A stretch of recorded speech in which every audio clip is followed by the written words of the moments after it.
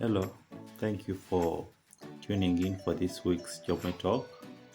I would love to thank you for continuously following what we're doing. My name is Joshua Asiimwe. I work with Jome Properties, and we have a mission of enlightening clients on the different dynamics in land and investment, and also business. So, want to welcome to today's show, and I hope you're safe. We are living in unprecedented times. These are times where you don't know what's next, but it's very important that we do what we can, then the rest we leave it to God and of course the scientists that are doing their best to keep us safe. Today we are going to follow up from our last topic, which was purchasing land. Last week we talked about purchasing a titled land. Now this week we are going to kickstart and also talk about purchasing Kibanja land. As I've been telling you in over the series we've been having, Kibanja land is predominantly in Mailoland. Mailoland is in Uganda, so it is very, very common. We have very many transactions that are going on Mailoland because of it being in the central part of Uganda, which of course is in the capital city and it has the highest population.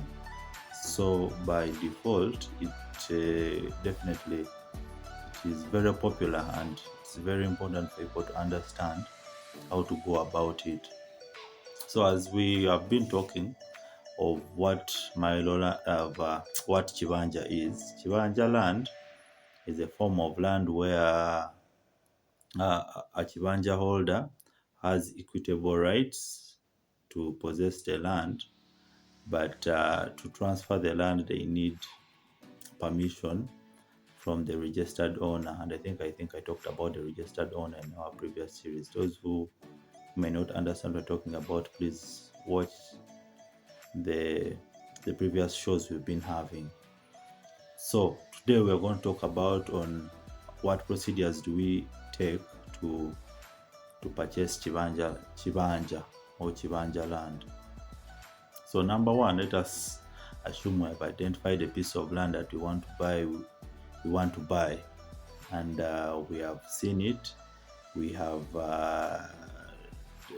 measured it, we have done everything necessary to know that it is the exact land, and we have agreed on a fee.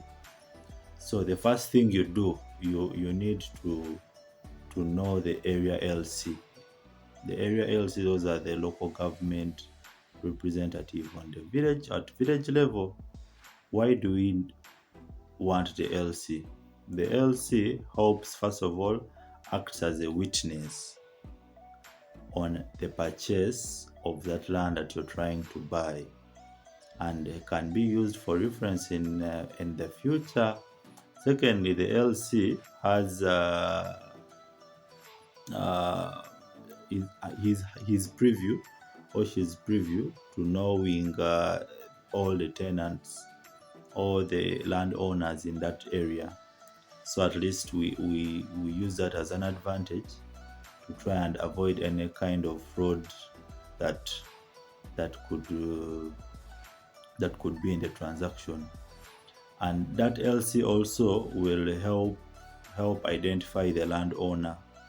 Now after getting to know the LC, it's pertinent that you have done your due diligence in understanding the exact size. So after engaging with the LC, who will definitely, of course, make a separate sort of acknowledgement of the whole transaction. In this case, it's an agreement. He signs on it, and other witnesses that are there. We take an extra initiative of knowing the registered owners of the land. They may be owning the bigger chunk, including all your neighbors. So the onus is on the person selling to you land to take you and introducing you there. In most cases, these landowners are big families, and they usually have like records of whoever is living on their land. Why do we engage them? Because in future, if we want to maybe further our ambitions of maybe getting a title from different offices of Uganda Land Board or government itself, it is easier for us. So after that, you make the lawyer. We assume our lawyers. We have a lawyer, and the lawyer is as good as we think. He will make an agreement, and that agreement, very, very important that we include the neighbors on either side of your land, because there is no land that can be there bare unless it's an island. But regardless, you can't get such big land. So let the neighbors be witness to the whole process. Let them sign as witnesses on the agreement that the lawyers have drafted, and also the LC. When they sign on the agreement, you have to be very clear on the measurements. By measurements, we mean on all sides, and indicate the neighbors on either side of your plot. So that alone safeguards you from future encumbrances. Maybe if a neighbor wants to enter to encroach on your land, it is very easy for you to refer back to that agreement. So I believe I've tried to address the gymnastics of acquiring Kibanja land, but the highlights are: number one, engage the area LC. After engaging the area LC, make sure that you get the registered owner of the land, the person who has the title, the bigger Milo title. Let the person selling to you introduce you there. After introducing you there, let them recognize your tenancy on that land, so that in future, when you want to use the land or maybe want to acquire a title, it is easier because you've been in good contact with them.